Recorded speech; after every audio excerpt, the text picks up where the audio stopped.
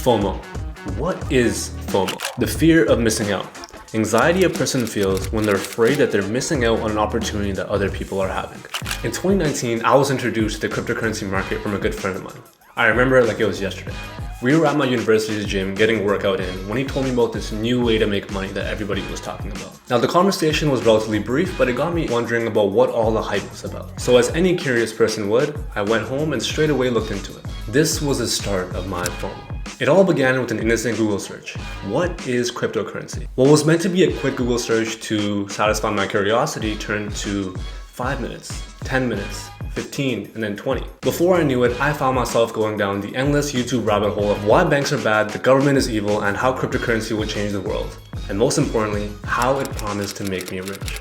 What I didn't know is that only a few months after that point, I would have accumulated a small fortune as a teenager. And what I really didn't know was that only a few months after that, I would lose $100,000 as the market completely plummeted, wiping $2 trillion off the face of the earth. Hi guys, my name is Jose from Mahmoud. You're watching Inspire Wealth, and if that sounds interesting, stick around because it only gets better.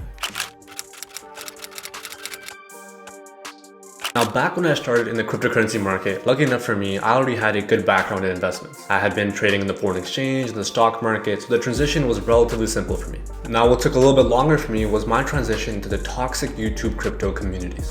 Now for those of you who don't know, the YouTube crypto communities are more of a cult than a community. Now they mean well, but they're extremely passionate about the projects they believe in, and rightfully so. When I started my cryptocurrency journey, I joined multiple different online communities, like BC Backer, who's a hardcore XRP channel, or BitBoy Crypto, which is a community full of die-hard Ethereum fans. Now, in life, I don't personally believe in having any regrets. But if I could go back and change it now, I would definitely stop myself from becoming too integrated within these groups. The reason for that is because they act sort of as an echo chamber. Everyone is yelling to the moon instead of actually considering the fact of the matter. Now, shortly after joining these groups, I began to DCA into the market. DCA stands for dollar cost average. This essentially means that I had a systematic investment plan where I would enter small amounts into the market over time. This is a great strategy to avoid risk. Now luckily for me, I was able to get into the market super early, so the DCA strategy worked out perfectly. I was able to accumulate a lot of these assets when they're very, very low. I was able to get into cryptos like Cardano at only 9 cents, which shot up close to $3, Ethereum at only a couple hundred, which shot up to 6,000, as well as coins like XLM, Dash, Tezos, and a few more. Now interestingly enough, when the crypto market was at its peak, I was actually away from home. Inspire Wealth Media is based in Toronto, Canada. I happened to be on vacation with a good friend of mine in the Dominican Republic. It was a beautiful evening. We were enjoying the music, having great food, and just having a great time. I remember very vividly the moment that I felt a buzzing in my phone. I picked my phone up to see a message from a good friend of mine back home that said, "We're rich." At that point, I quickly scrolled over to my investment apps and found that I had made thousands of dollars just within the last few moments. I looked around myself and thought, where am I? I was young, making lots of money, and at that moment, I really did feel like I had made it. And then it happened. Now, the final stage of the cryptocurrency market is what I like to call the rotation. This happens when Bitcoin peaks, corrects, and then retraces to the 0.702 Fibonacci retracement level. Now, if you're not quite sure what all that means, it essentially just means that Bitcoin gets to its top, to its peak price, it falls down, and recovers to a particular price just below its all-time high. And in that time, we have what is known as alt season. And during that recovery phase, the altcoin market, which is any coin that's not Bitcoin, has a massive surge in price, where sometimes prices can surge by multiple thousands of percentage points. This surge, ladies and gentlemen, is known as alt season.